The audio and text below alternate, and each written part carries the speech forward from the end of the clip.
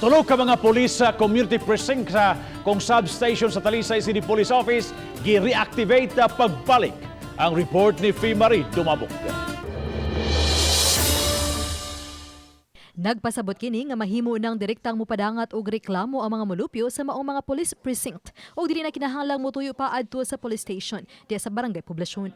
Mas daghan na usab nga mga pulis nga magroving sa mga lugar nga sagad dagsaan og mga tawo.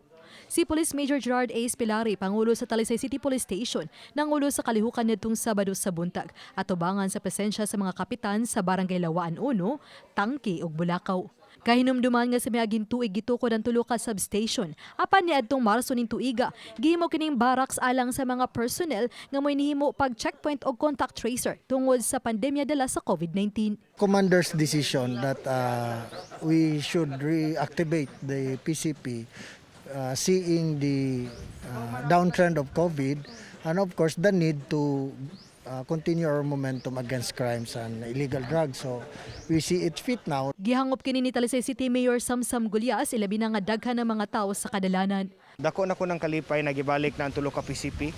It means that we're putting police services closer to the people. Police visibility is there and to implement all the minimum health protocols that have to be implemented.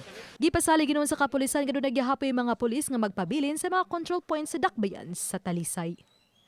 Oban ni Renante Quiñones, ako si Fee Marie Dumabok. Balitang Bisdak.